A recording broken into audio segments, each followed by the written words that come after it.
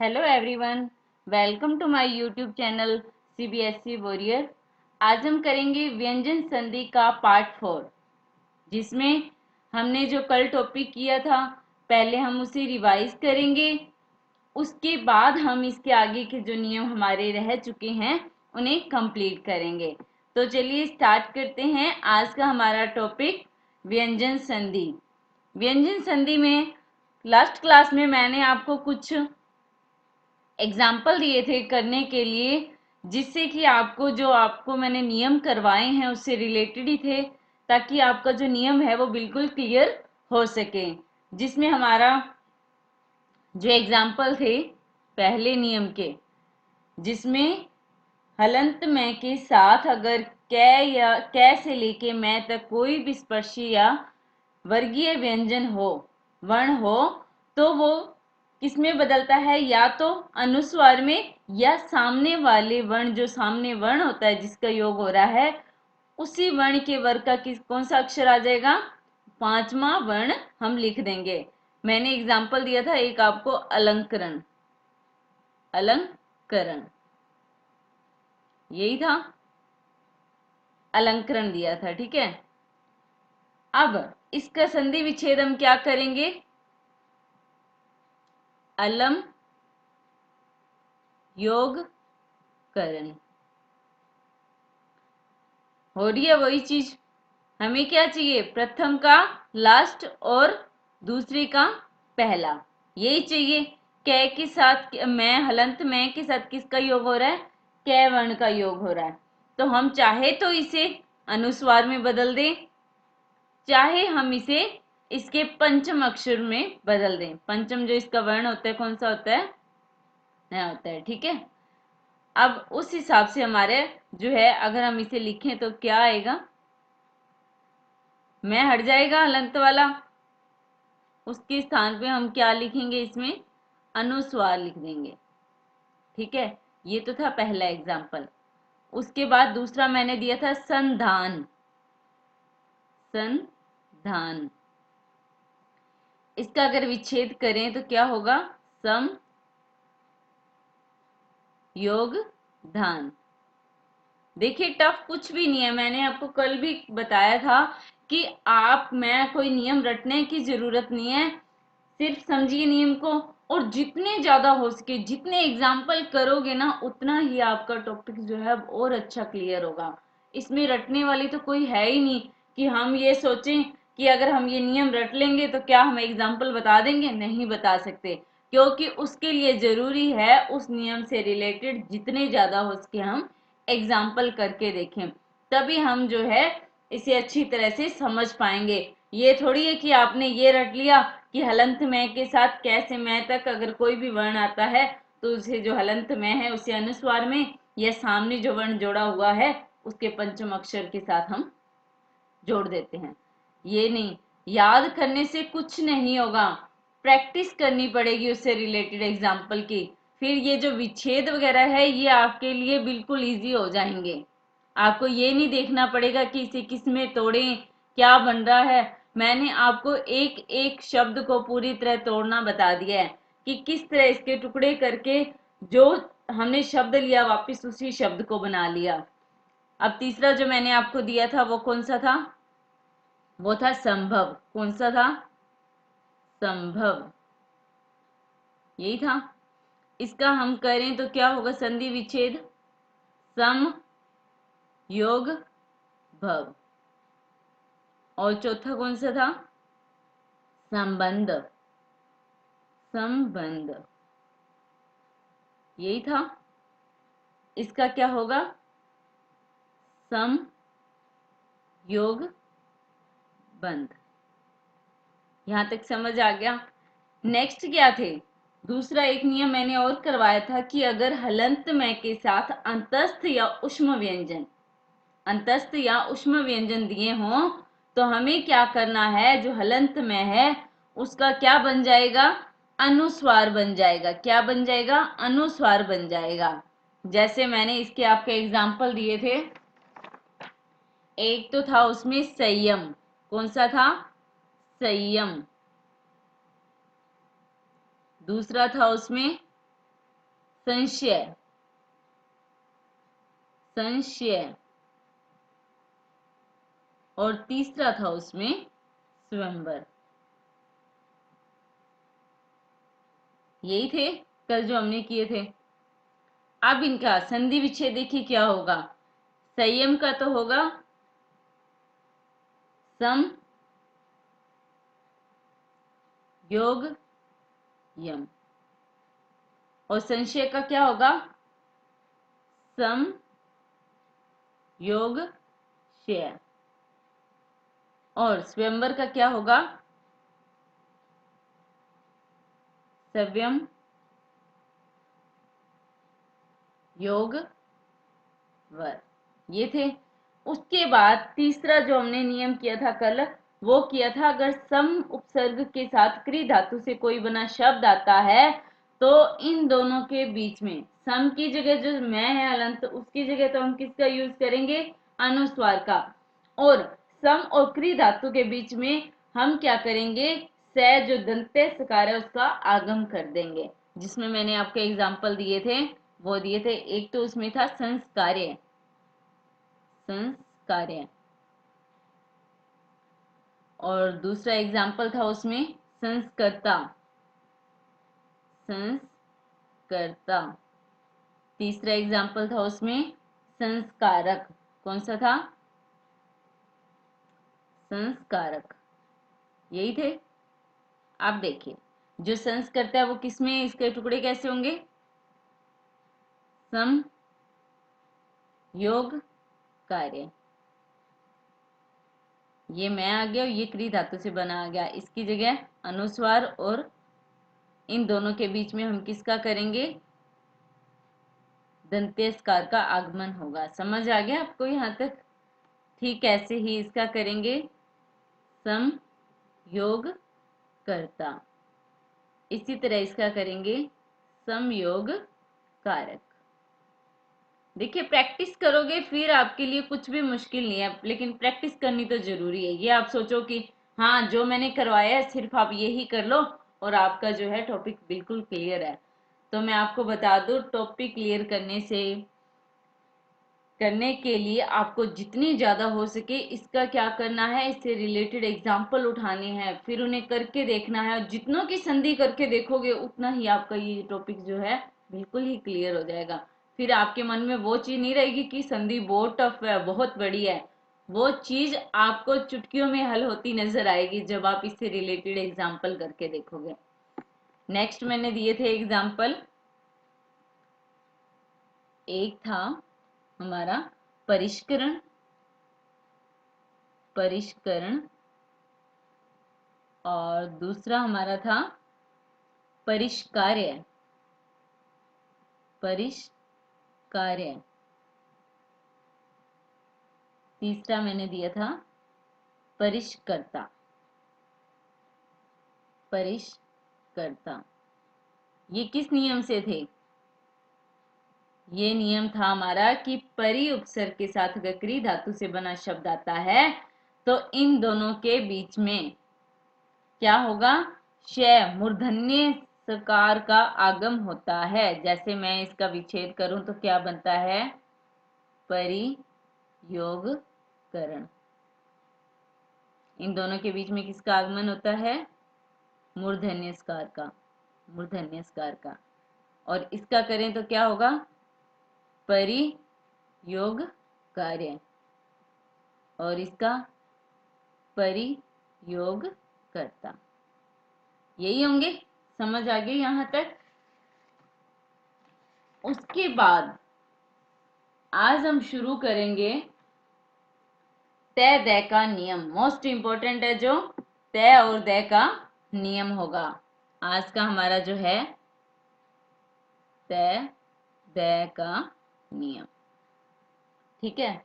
तय दय के नियम में सबसे पहले हम करेंगे कि तय दय के साथ नियम है नेक्स्ट हमारा, तय दय के साथ यदि च और छ, च और छ का योग होगा तो ये जो तय दय हैं, तय दय हैं, ये किस में बदल जाएंगे, ये च में बदल जाएंगे। मतलब कि ये कह सकते हैं ये बड़ा भाई है और ये छोटा भाई है, तो ये तय दय किस में बदलेंगे, बड़े भाई में बदल जाएंगे। जैसे एग्जाम्पल देखिए, जैसे मैंने लिखा सचेष्टा, चेष्टा, ठीक है। अब मेरे को इसका वसंधी विच्छेद करना है, विच्छेद करना है, तो क्या होगा, सत योग चेष्टा, सत्य योग चेष्टा। अब देखिए आगे, इसको और तोड़े, अपने को क्या चाहिए, तय और दय, तय या दय में किसी के भी साथ च और छ का योग होगा तो क्या बनेगा, यहाँ पे बड़ा भाई आ जाएगा। क्या आ जाएगा, बड़ा भाई आ जाएगा। अब हम इसे लिखेंगे स योग तय योग चेष्टा, ठीक है, सीधे ही लिख दें चेष्टा, चेष्टा, स्वर भी निकाल के लिख सकते हैं ऐसे तो, ठीक है। उसके बाद अब ये वही चीज आएगी ना कि तय के साथ किसका योग हो रहा है, च का हो रहा है, तो यहाँ क्या बन जाएगा, बड़ा भाई आ जाएगा। अब देखिए क्या बन गया, स चेष्टा, वो हमने वैसे की वैसे ही लिख दिया, सिर्फ हमने क्या किया, तय के स्थान पे क्या लिख दिया, च लिख दिया, आधा च लिख दिया, स्वर रहित च जिसे कहते हैं। एक और एग्जाम्पल लिख रही हूं मैं इससे रिलेटेड, जैसे मैंने लिखा उच्चारण,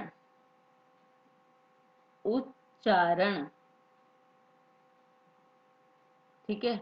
अब अगर इसका हम विच्छेद करें तो क्या बनेगा, उत योग चारण। हमें इसमें क्या चाहिए, पहले का अंतिम और दूसरे का पहला चाहिए, तो हम इसे कैसे लिख सकते हैं, च में जो स्वर है उसे अलग कर देंगे,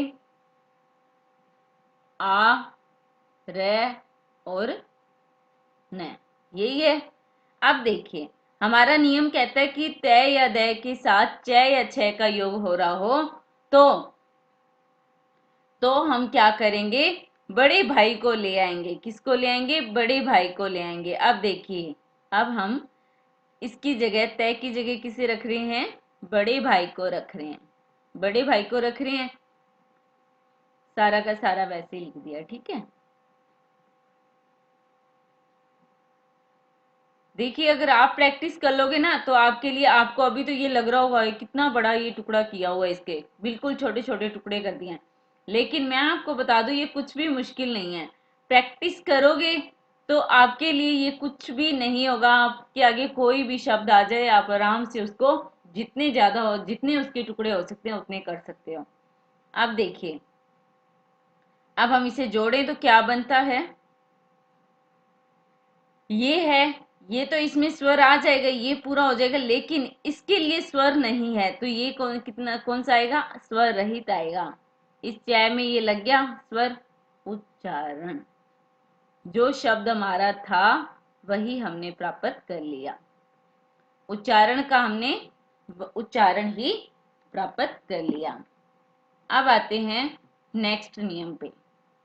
ये नियम क्या कहता है, ये नियम कहता है तय या दय, तय या दय के साथ जय, जय झ का योग हो तो ये जो तय दय है इसके स्थान पे कौन आ जाएगा, बड़ा भाई आ जाएगा। कौन आ जाएगा, बड़ा भाई आ जाएगा।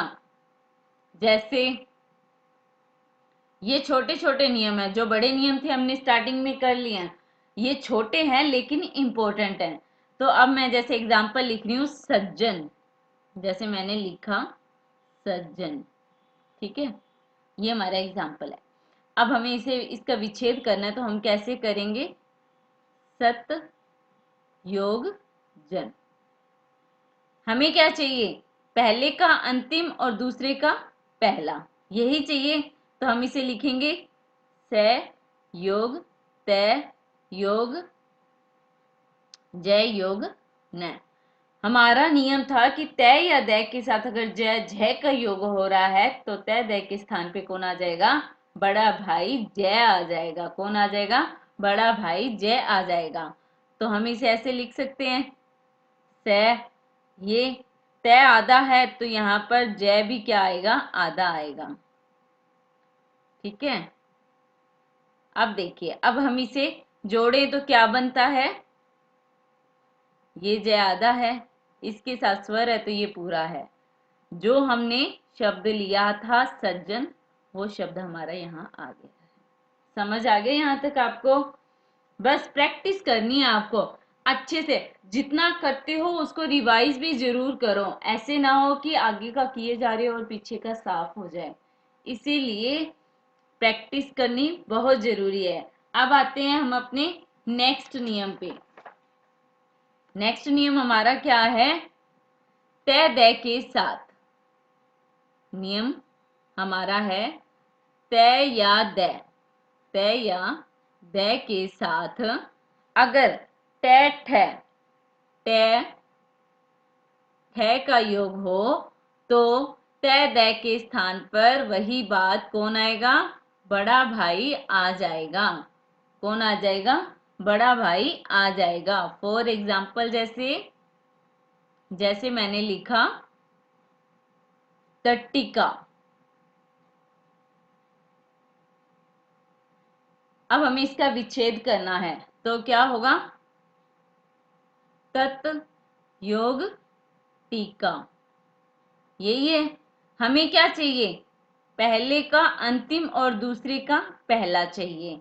हम इसे लिखेंगे तय योग तय योग तय। ठीक है, स्वर निकाल दिए इसमें से हमने का, यही है हमारा, यही है। अब देखिए, अगर हमें तय के स्थान पे क्या लिखना है, बड़ा भाई लिखना है तय, तय लिखना है, शेष हम वैसे की वैसे ही लिख देते हैं। ठीक है, का। अब हमें इसे जोड़ेंगे तो क्या बनता है, इसके लिए स्वर नहीं है तो ये आधा आएगा, इसमें स्वर मिल गया है तो यहाँ पर बन गया ये टट्टिका। जो हमने शब्द लिया था वो शब्द हमारा यहाँ पर आ गया है। सिर्फ आपको समझना है, प्रैक्टिस करनी है, और ये चीज आप देख के मत डर जाओ कि ये चीज हमें याद करनी पड़ेगी। कितने इसके टुकड़े हो गए हैं, तय तय टय ई का, कुछ भी नहीं है। सिर्फ क्या करना है, इस रूल को समझना है। ये क्या कह रहा है कि तय दय के साथ अगर टय ठय का योग हो रहा है तो तय दय किस में बदल जाएंगे, टय में बदल जाएंगे, बड़े भाई में बदल जाएंगे ये। ठीक है, अब है आगे का नियम। नेक्स्ट नियम हमारा क्या कहता है, आज हम व्यंजन संधि कंप्लीट कर लेंगे और कल से हम शुरू करेंगे विसर्ग संधि। नेक्स्ट नियम है हमारा तय दय के साथ, तय या दय में से कोई भी है, इनके साथ डय ढय का योग हो तो तय दय किस में बदल जाएंगे, बड़े भाई में। आपको ये चीज ध्यान रखनी है कि पहले वाला जो दे रखा है उसी में बदल जाएंगे, डय में बदल जाएंगे ये। जैसे जैसे एग्जाम्पल ले रहे हैं हम, जैसे उड्डीन, एग्जाम्पल है हमारा उड्डीन। विच्छेद करेंगे इसका हम, उत योग दिन। देखिए वही बन रहा है जो हमें चाहिए। इन दोनों के स्थान पे क्या आ जाएगा, बड़ा भाई डय आ जाएगा, तो इसका बन गया ना वापिस वही उड्डीन का उड्डीन बन गया। जैसे मैंने लिखा, एक और एग्जाम्पल लिख रही हूं,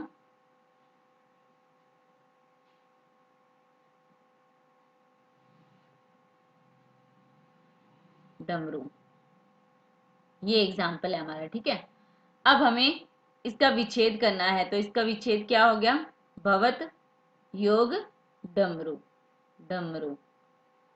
यही है, हमें क्या चाहिए, पहले का अंतिम और दूसरे का पहला, तो हम इसे ऐसे लिख सकते हैं,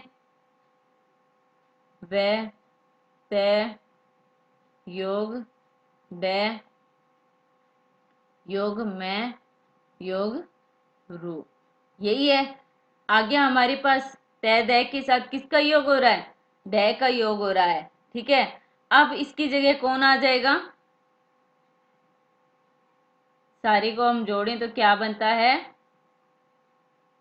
डमरू बन गया। जो हमने शब्द लिया था वही का वही शब्द हमारा आ गया है। अब आते हैं नेक्स्ट नियम पे। नेक्स्ट नियम कहता है तय दै के साथ शय। नेक्स्ट नियम है हमारा तय या दै के साथ तालव्य वर्ण, तालव्य संस्कार जिसे कहते हैं शय, ये क्या है? तालव्य स्कार है। ये देखिए, इस रूल को समझना है। पहले वाले नियम में हम क्या कर रहे थे? जो दो दिए थे टे ठे था तो उसमें बड़ा भाई टे आ रहा था तय दे के स्थान पर, लेकिन इस नियम में अलग होगा। इसमें दोनों ही जगह पर क्या होगा? बदलाव होगा। तय दे के स्थान पे तो आ जाएगा च, क्या आ जाएगा? च आ जाएगा। और शय के स्थान पे क्या आ जाएगा? छ आ जाएगा। समझ आ गई यहां तक? फिर इसका क्या बन जाएगा? च आधा और छ, तो हम चच आ जाएगा। क्या आ जाएगा? चच आ जाएगा। जैसे एग्जाम्पल लिखती हूँ मैं यहाँ पे, जैसे मैंने एग्जाम्पल लिया सच छात्र, शास्त्र, ये है हमारा एग्जाम्पल। ठीक है, अब मैं इसका विच्छेद करती हूँ तो क्या होगा? सत योग शास्त्र, शास्त्र। ठीक है, हमें क्या चाहिए? हमें क्या चाहिए? पहले का अंतिम और दूसरे का पहला चाहिए, तो हम इसे लिखेंगे स योग तय योग शय। शय में से भी हम क्या है? स्वर निकाल देंगे। आ का आ रहा है इसमें, स और त्र, यही है। अब देखिए, आ रहा है ना, तय के साथ किसका योग हो रहा है? तालव्य सकार का, शय का योग हो रहा है, तो इसकी जगह तय की जगह तो आ जाएगा च। ठीक है, च आ जाएगा। और शय की जगह कौन आ जाएगा? छ आ जाएगा। ठीक है, अब देखिए, अब हम इसे लिखेंगे स च आधा, छ के साथ ये स्वर मिल जाएगा तो ये पूरा हो जाएगा छ, स ये आधा है, ये त्र। शब्द देख के मत डरिए कि ये सच शास्त्र है तो हम इसका विच्छेद कैसे करेंगे। बिल्कुल इजी है। देखिए, पता चला कि कैसे इसका विच्छेद हो गया, कैसे हमने वापस जो शब्द था वो ही बना लिया है। जैसे एक और एग्जाम्पल लिख रही हूं, जैसे मैं यहाँ पे उच्च श्वास, उच्च वास, यही है। अब हम इसका विच्छेद करें तो क्या बनता है? उत्योग श्वास। क्या बनता है? उत्योग श्वास। पहला और अंतिम का ये हो रहा है, तो पहले के स्थान पे हमने लिख दिया च, श के स्थान पे छ आधा, क्योंकि श भी आधा है। वास आ गया सेम, जो चीज हमने जो शब्द लिया था वही शब्द हमने यहाँ पे बना लिया है। समझ आ गया यहाँ तक? अब है नेक्स्ट नियम। ये नियम क्या कहता है हमारा? ये नियम कहता है कि कोई भी स्वर हो, चाहे कोई भी स्वर हो, कोई भी स्वर, उसके साथ किसका योग हो? छह वर्ण का योग हो।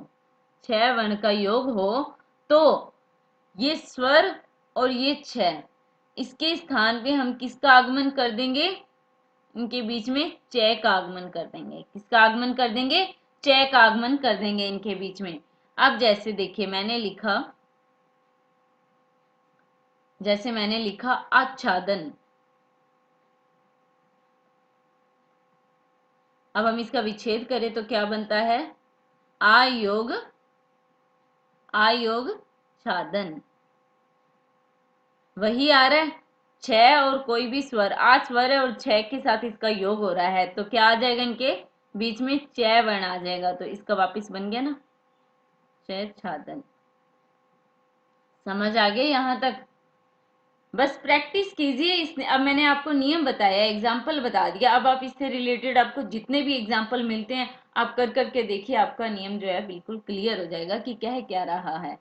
जैसे मैं एक और एग्जाम्पल यहाँ कर रही हूँ, जैसे मैंने लिखा परिच्छेद, परिच्छेद, ठीक है। अब परिच्छेद का क्या होगा विच्छेद, परियोग छेद। इसमें क्या हो रहा है देखिए ध्यान से, स्वर है और छह का योग हो रहा है, तो इसके बीच में आ गया ना परियोग छेद। जो हमने लिया वही हमारा बन गया, वही हमारा बन गया। अब आते हैं, जैसे अब हम आते हैं, जैसे मैं एक और एग्जांपल कर देती हूँ, आपका बिल्कुल क्लियर हो जाएगा। जैसे मैंने लिखा स्वच्छंद, स्वच्छंद, ठीक है। स्वच्छंद का अगर संधि विच्छेद करें तो क्या होगा, स्व योग छंद। इसमें देखिए ये स्वर है, ये छह है, ठीक है। उसने क्या कहा है, कोई भी स्वर हो, ठीक है, कोई भी स्वर हो और छह के साथ उसका योग हो रहा है, तो इनके बीच में कौन आ जाएगा, च आ जाएगा। तो बन गया स्वच्छंद।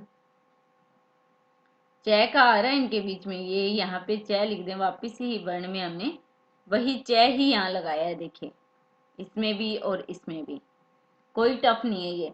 अब आते हैं नेक्स्ट नियम पे। नेक्स्ट नियम हमारा क्या कहता है, ये कहता है कि ए या आ के अलावा, ए और आ के अलावा, के अलावा, के अलावा स्वर हो, ठीक है, स्वर हो, ए या आ के अलावा स्वर हो और उसका योग किसके साथ हो, स के साथ हो, दंत्यस्कार जिसे कहते हैं। तो ये जो दंत्यस्कार है ये किस में बदल जाएगा, ये मूर्धन्यस्कार में बदल जाएगा। किस में बदल जाएगा, मूर्धन्यस्कार में बदल जाएगा। जैसे एग्जाम्पल, जैसे मैंने लिखा अभिषेक, अभिषेक, ठीक है। अब हम इसका विच्छेद करें तो क्या होता है, अभियोग सेक, ये हो गया। हमें क्या चाहिए, पहले का अंतिम और दूसरे का पहला, यही चाहिए। अब अगर हम इसे अलग अलग लिखें, देखिए ए योग भय, इसमें से स्वर निकाल दिया तो ये आधा रह गया, स्वर है इसमें ई, फिर आता है स में से भी हमने स्वर निकाल दिया और कै, ये आ गया। अब देखिए हमारा नियम क्या कह रहा है, ए या आ के अलावा स्वर हो और उसका योग किससे हो, दंत्यस्कार के साथ, स के साथ, तो वो किस में बदल जाएगा, मूर्धन्यस्कार में। अब इसकी जगह क्या आ जाएगा, श आ जाएगा, ठीक है। अब हम इसे जोड़ें तो क्या बनता है, देखिए भ में स्वर जुड़ गया, अभी, ठीक है। स का तो स के साथ स्वर है, इसके साथ तो इसका स्वर इसमें मिल जाएगा, तो ये पूरा हो जाएगा, श जो आधा है, स्वर हमने जोड़ दिया तो क्या बन गया, अभिषेक। जो हमने शब्द लिया था वही शब्द हमने यहाँ पे बना लिया, वही शब्द हमने बना लिया। जैसे मैंने लिखा सुषुप्त, ये है शब्द, इसका विच्छेद करें तो क्या होगा, सुयोग सुप्त, यही है, यही बन रहा है। अब इसमें देखिए ध्यान से, हमें क्या है, यहाँ पे भी उ स्वर है और यहाँ पे स है, स में से भी हमने स्वर उ निकाल दें तो इन दोनों के क्या आ जाएगा, श आ जाएगा, क्या आ जाएगा, श आ जाएगा। जैसे देखिए फिर इसका क्या बन गया, सुषुप्त, जो शब्द हमने लिया वही बन गया। जैसे एक और मैं यहाँ पे लिख रही हूँ, जैसे मैंने लिखा, जैसे मैं लिख रही हूँ यहाँ पे सुषमा, सुषमा। अब हम इसका विच्छेद करें तो क्या होगा, सुयोग समा, सुयोग समा। अगर इसको अलग अलग करें, स्वर निकाल दें, ये से आधा रह गया, ऊ इसमें स्वर है, स्वर का योग से हो रहा है, और ये माँ है, तो इन दोनों की जगह क्या हो जाएगा, मूर्धन्य सकार आ जाएगा। तो बन गया ना, सु श मा, सुषमा बन गया। जो हमने शब्द लिया था वही का वही शब्द आ गया है। अब आते हैं नेक्स्ट नियम पे। नेक्स्ट नियम पे आते हैं। ये नियम कहता है कि, ये जो हमारा नियम है ये कहता है ई और ऊ, ई और ऊ के साथ,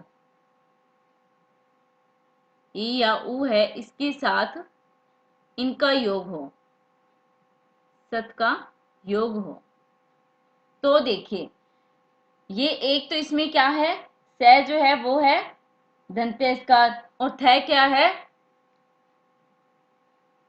थ जो है वो भी दंत्यस्थकार है। ये दोनों आ गए। अब इनको हमें किस में बदलना है, जो ये स है, ये किस में बदल जाएगा, ये मूर्धन्य में, और स का आपको पता है मूर्धन्य श होता है। ठीक उसी तरह थ का जो मूर्धन्य होगा वो कौन सा होगा, थ होगा। मैं आपको बता दूं, जैसे मैं आपको यहाँ पे लिख के दे रही हूँ, दंत्य, दंत्यस्कार में कौन कौन से आते हैं, त, थ, द, ध और न। उसके बाद मूर्धन्य में कौन से आते हैं, उसमें आते हैं ट, ठ, ट, ठ, ड, ढ, न। ये आएंगे तो ये इसमें बदल जाएंगे, मतलब कि इनमें से कोई भी होगा तो वो किस में बदलेगा, इनमें बदल जाएगा, मूर्धन्य में। ठीक है, ये नियम हमारा ये है। जैसे मैंने लिखा, जैसे मैंने लिखा अनुष्ठान, क्या लिखा, अनुष्ठान। अब इसका विच्छेद करेंगे तो क्या बनेगा, अनुयोग स्थान, अनुयोग स्थान बन जाएगा। अब देखिए, हमें चाहिए पहले का अंतिम और दूसरे का पहला चाहिए, तो हम इसे ऐसे लिख सकते हैं, ए योग, न में से स्वर निकाल दिया, उ योग, इनमें से भी स्वर निकाल दिया, आ और न। यही है हमारा नियम था। ई या उ के साथ अगर दंत्य थकार और दंत्य स्कार का योग स थ का योग हो रहा हो, तो जो स और थ हैं ये किस में बदल जाएंगे, ये अपने मूर्धन्य स्कार में बदल जाएंगे। किस में बदल जाएंगे, मूर्धन्य स्कार में बदल जाएंगे। अब देखिए, अब हमारा नियम क्या कहता है, ये हमने कर दिया। अब ऐसे लिख दिया हम इसको, ठीक है, ये है आ गया न। इसके बाद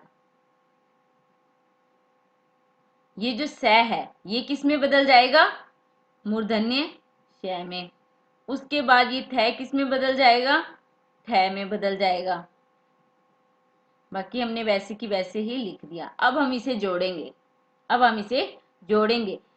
ये उ इसमें स्वर लग गया, ये क्या बन जाएगा, अनु। ठीक है, अब ठ के पास तो स्वर है लेकिन श के लिए नहीं है, तो श क्या आ जाएगा, यहाँ पे आधा आएगा। ठ में स्वर जुड़ गया, ये क्या हो गया, ठा और न, वही शब्द बन गया जो हमने लिया था।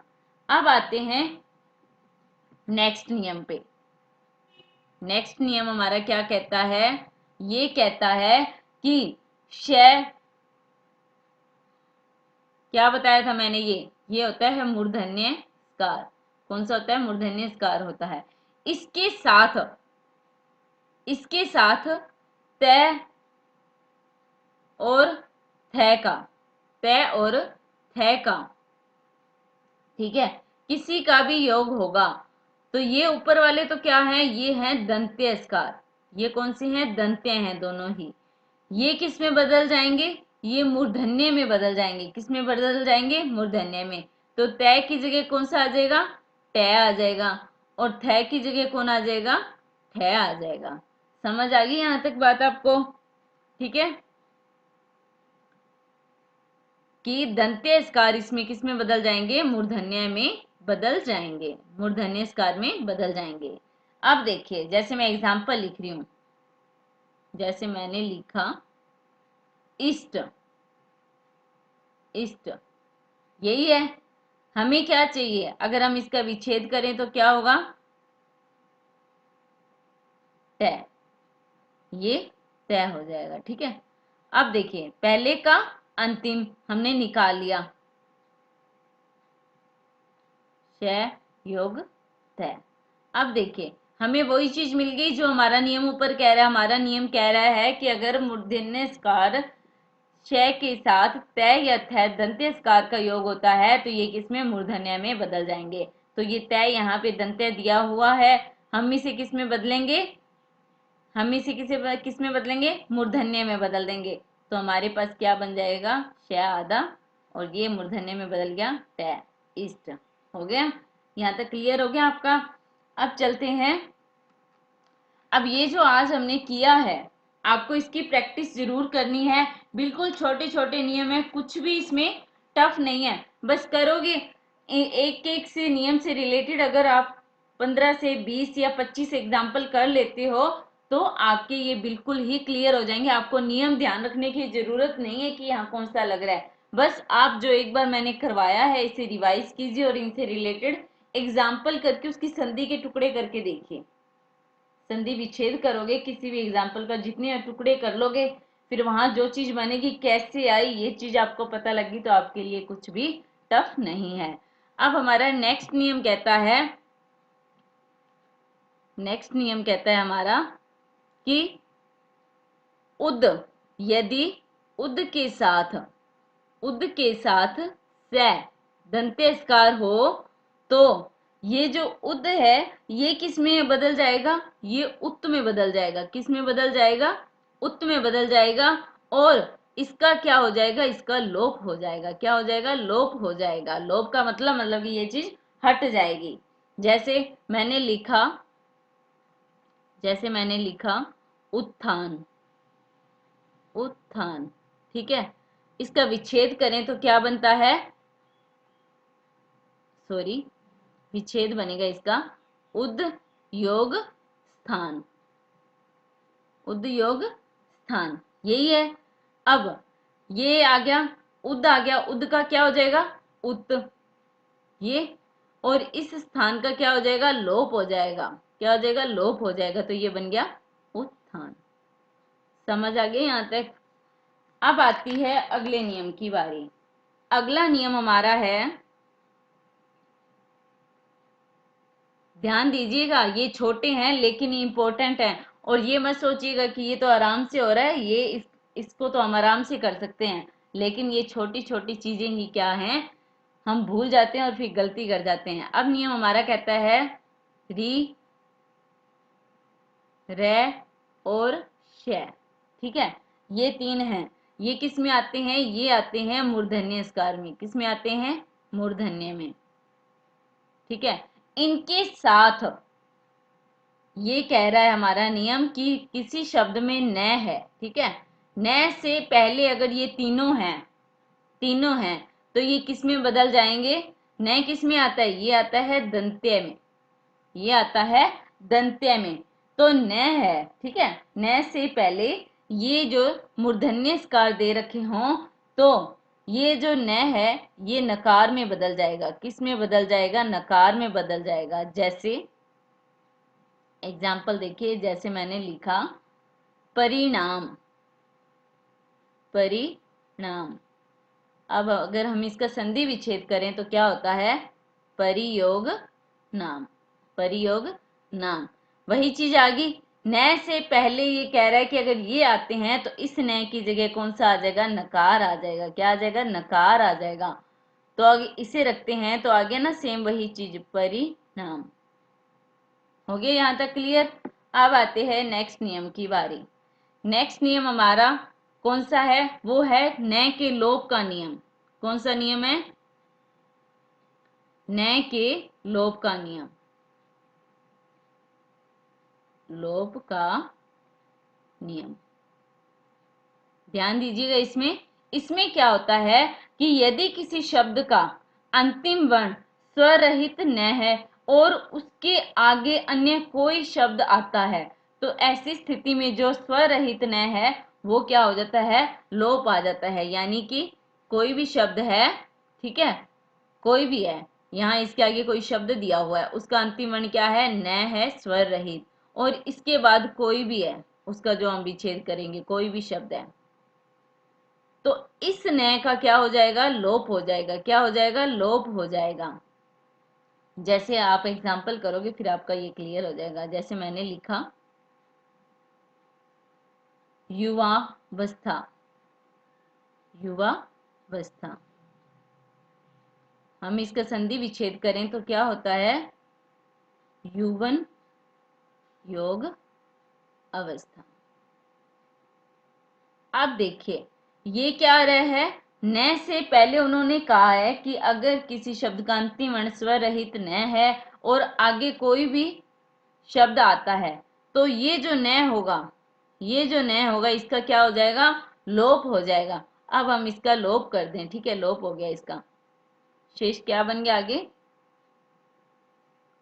युवा, ए का, देखिए इसका लोप होने के बाद ए यहाँ पे, ए यहाँ पे है, ए और ए का योग होने पर क्या बन जाता है, युवा, आ बन जाता है, युवावस्था।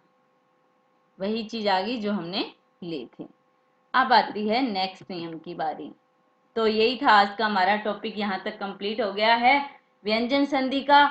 और कल हम जो करेंगे वो करेंगे हम विसर्ग संधि करेंगे, जिसमें आपको मैं विसर्ग संधि का भी इस तरह से समझाऊंगी कि चाहे कोई भी एग्जाम्पल आ जाए आप उसे अच्छे से क्लियर कर सकते हो। तो मिलेंगे नेक्स्ट क्लास में। So thank you.